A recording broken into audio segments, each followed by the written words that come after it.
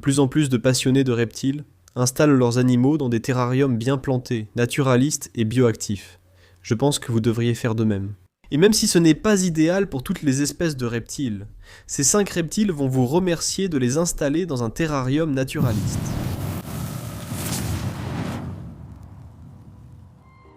Qu'est-ce qu'un terrarium naturaliste? C'est subjectif, donc je vais vous donner mon avis. À mon avis, si votre terrarium agit, ressemble et favorise les comportements naturels d'un animal provenant de son habitat naturel, je pense que c'est naturaliste. Il n'y a absolument rien de mal à avoir un terrarium de 120 par 60 par 60 cm, où il n'y a rien sur les parois, et où vous mettez simplement des éléments au centre pour un dragon barbu ou un 5 à langue bleue. C'est tout à fait correct. Ces 5 reptiles prospèrent particulièrement dans des terrariums naturalistes, selon ma définition de ce que vous cherchez.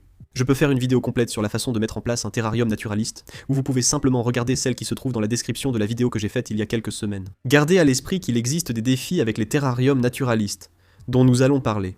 Commençons par le numéro 5, les serpents rats, rhinocéros, ce qui pourrait vous surprendre.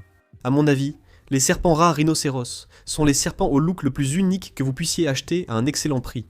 Et ce que je veux dire par là, c'est qu'il existe vraiment des serpents incroyables. Il y en a vraiment des superbes, comme les pitons de Bolin ou les boas émeraudes du bassin, mais pour cela, il faudrait gagner à la loterie ou braquer une banque, ce que je ne recommande pas. Un serpent rat rhinocéros est parfait, il a la taille idéale, et c'est l'un des grands avantages. La grande leçon ici, c'est que beaucoup d'animaux que vous pensez adapter à des terrariums naturalistes ne le seront probablement pas, parce que naturaliste, pour moi, ça veut dire avec de vraies plantes, et les gros animaux, en général, vont les détruire. Même un dragon barbu de cette taille nécessite des mesures pour protéger les plantes des piétinements ou des morsures. La plupart des serpents piétinent aussi les plantes. Croyez-moi, j'en ai fait beaucoup de ces terrariums. Nous verrons un excellent exemple de cela. Mais avec les serpents rats rhinocéros, ils sont assez petits pour ne pas piétiner les plantes bien établies. Si vous placez des plantes sur les parois du fond, comme dans la plupart de mes terrariums, ces animaux ne les piétineront pas. Ils ne les feront pas tomber des murs si elles sont bien enracinées et bien fixées à la paroi de l'enclos, quel qu'il soit, ou même de petits arbres qui poussent depuis le sol. Je pense que les serpents rhinocéros sont parfaits pour ce type d'installation. En général, pourquoi les garder? Ce sont d'excellents animaux d'exposition. Et à mon avis, les terrariums naturalistes, le but principal, c'est d'avoir une œuvre d'art qui bouge et évolue constamment. Les plantes changent lentement. Aujourd'hui, l'aspect sera un peu différent, mais dans un mois, la différence sur les photos avant, après, sera frappante. De plus, les animaux se déplaceront partout. Donc, ça change non seulement ici et maintenant, mais aussi sur le long terme. À mon avis, c'est ça qui fait un excellent terrarium naturaliste. Chaque animal de cette liste doit profiter de l'enclos naturaliste. Je les classe selon leur adaptation et le plaisir qu'ils procurent. Je ne vais pas choisir uniquement les petits geckos, même s'ils sont tous géniaux. Je préfère quelque chose de visible à distance, comme un serpent rat rhinocéros qui grandit. Il est en nuance de gris, en gros, comme un gris acier, puis il se transforme progressivement en un serpent vert avec ses drôles d'écailles qui poussent au bout de son nez. Cela ressemble à une excroissance osseuse, sans en être une. Sa fonction reste inconnue. La plupart des scientifiques pensent qu'elle serait liée à la reproduction, mais rien n'est confirmé. On ignore pourquoi ils ont cet aspect.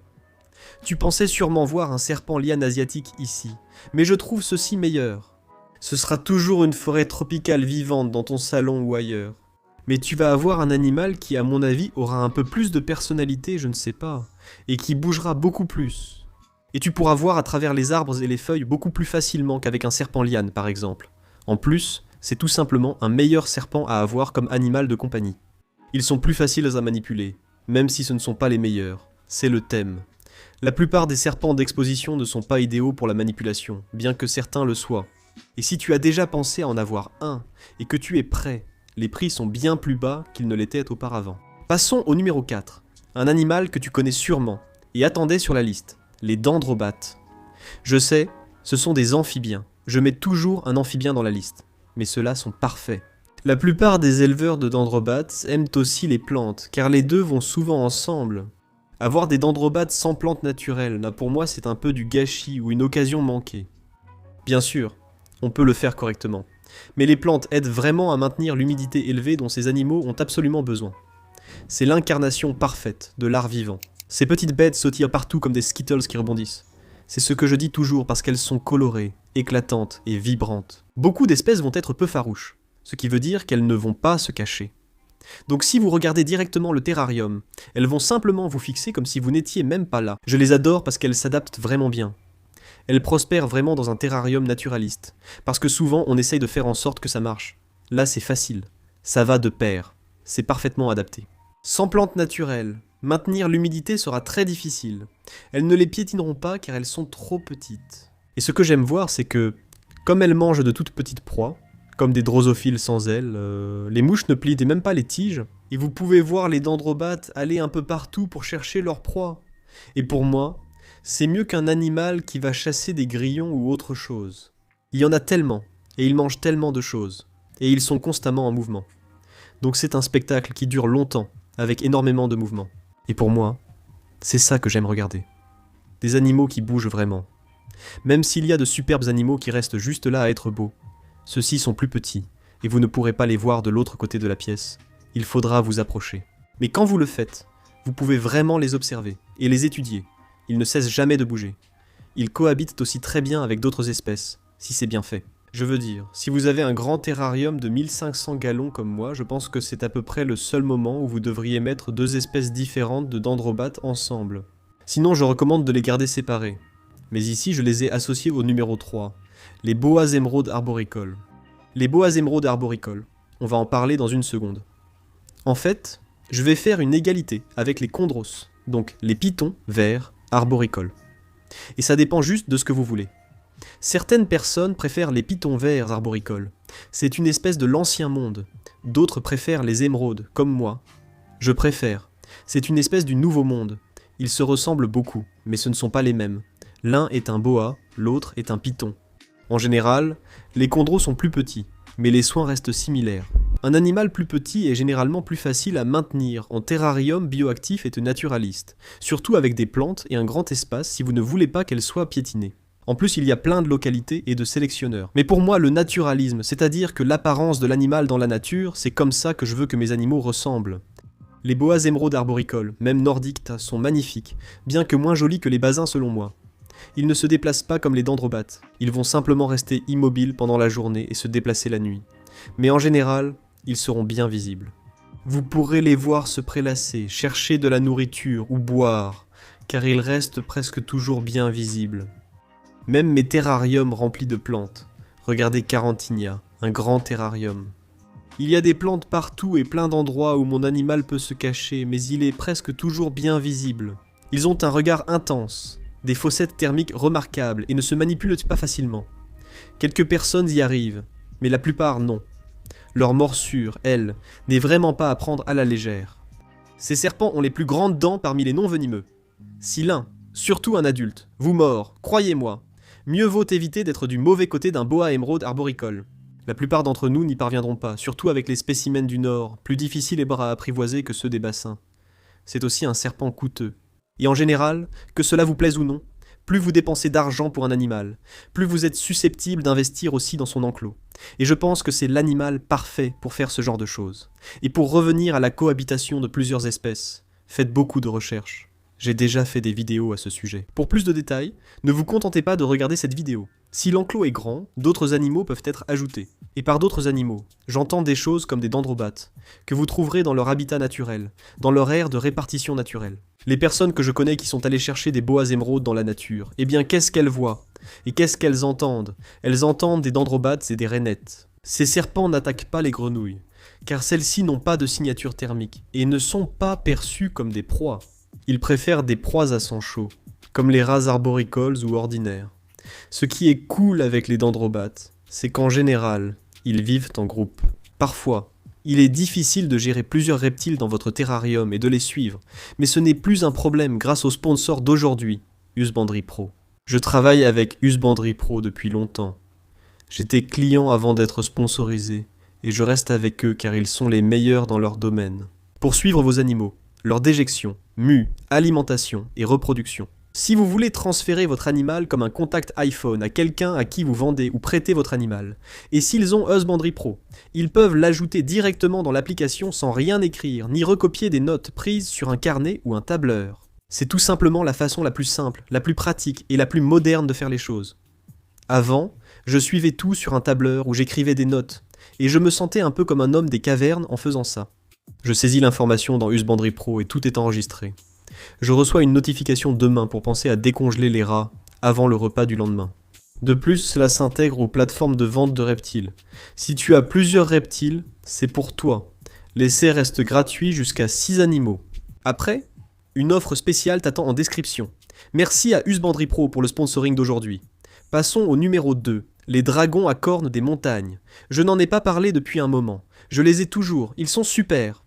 Je les garde dans un terrarium naturaliste dans mon salon. Quand je regarde la télé avec mes enfants ou un film avec ma femme, je suis souvent distrait car ce sont de vrais petits clowns, même s'ils ne bougent pas beaucoup. La plupart du temps, ils restent assis sans vraiment exercer de pression sur les plantes. Donc ils peuvent simplement, une grande feuille de pothos. Ils peuvent s'asseoir dessus si vous avez une version plus petite comme la Lépidogaster que j'ai, parce qu'il existe de nombreuses espèces différentes. Et puis tout d'un coup, il y aura une explosion d'énergie, et ils commenceront à bouger, à courir après un grillon, ou un cafard ou autre, ou simplement à se déplacer en général, à chercher à rester les uns près des autres. Je pense qu'ils sont vraiment géniaux. En plus, avec la Lépidogaster, de toute façon, j'ai découvert par erreur que vous pouvez définitivement faire cohabiter des mâles, parce que j'ai eu tout un tas de ce que je pensais être des couples, et en fait ce sont 3 mâles. 3 mecs se détendent dans un terrarium et passent un super moment. J'adore que le terrarium change constamment. Je le documente depuis environ 2 ans et demi, depuis qu'on l'a installé, et ça change tout le temps.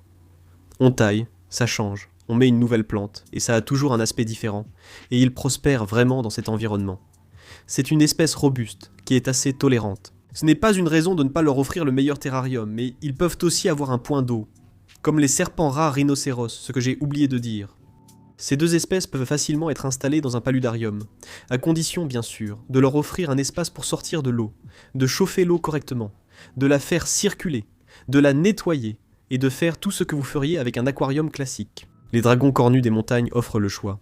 Préférez-vous un petit comme Lépidogaster, un grand comme Capra ou une espèce entre les deux? Certains, comme Natalia, ont une apparence unique. C'est selon vos goûts. Personnellement, je les adore. Je resterai toujours reconnaissant envers les reptiles de Daffy de me les avoir montrés, car ils sont vraiment cool. Avant le numéro 1, évoquons les mentions honorables. Par exemple, les geckos à crête, ou tout gecko de Nouvelle-Calédonie. Vous remarquerez que je n'ai pas mentionné les geckos léopards, ou les dragons barbus, car je trouve que les terrariums naturalistes sont plus esthétiques, plus simples, et mieux adaptés aux animaux tropicaux. Vous pourriez certainement choisir des espèces qui aiment le désert ou les milieux plus arides, mais moi je préfère les terrariums naturalistes qui ressemblent à ça parce qu'ils sont verts. Un aménagement désertique n'aura pas, selon moi, un aussi bel aspect. Les geckos à crête s'y prêtent parfaitement et s'installent facilement dans un terrarium naturaliste, ce que font beaucoup de gens. Vous pouvez créer un fond complet directement dans l'aquarium en verre, ou comme moi, utiliser et vernir du bois.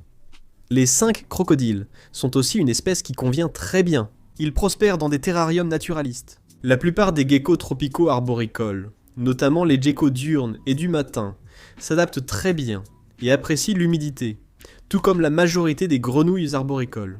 Eh bien, la plupart des grenouilles en général, mais d'après mon expérience, les grenouilles arboricoles adorent les terrariums naturalistes. Ils s'apportent tellement, l'un à l'autre. Mais selon moi, l'animal le plus gratifiant et le plus adapté pour les terrariums naturalistes, ce sont les varans arboricoles. Cela peut surprendre, mais gardez à l'esprit que j'accorde beaucoup d'importance au côté gratifiant. Peu d'animaux sont aussi gratifiants à élever qu'un varan. Le problème avec la plupart des varans, eh bien, en général, c'est qu'ils peuvent être dangereux, parce qu'ils sont grands, et qu'ils ont des dents et des griffes. Bien sûr, les varans beaucoup plus petits n'ont pas la même puissance que par exemple un varan crocodile ou quelque chose de ce genre. Pour les grands varans en terrarium naturaliste, bonne chance. Ces bêtes détruisent et écrasent toutes les plantes. Les gros lézards rendent la création d'un terrarium naturaliste très difficile. Mais un varan d'arboricole, qui est très léger, très agile et plutôt mince, n'aura pas le poids nécessaire pour écraser quoi que ce soit.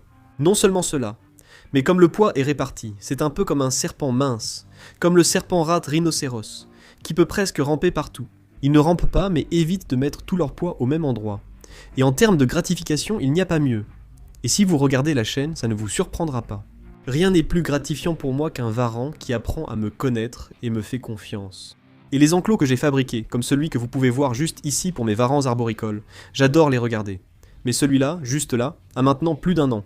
Et bien sûr, certaines plantes sont mortes, certaines ne vont pas très bien. Le substrat retenait trop d'eau, nous avons donc dû ajuster. Les enclos naturalistes servent justement à apprendre ce qui marche ou non. Quelles plantes vont vraiment bien fonctionner dans certains environnements, et lesquelles ne fonctionneront pas? Comment garder le substrat sec, même si vous avez un système de brumisation? C'est quelque chose de difficile. Ce n'est pas facile, mais j'aime vraiment ça. J'aimerais aussi savoir quel animal vous préférez garder dans un enclos naturaliste.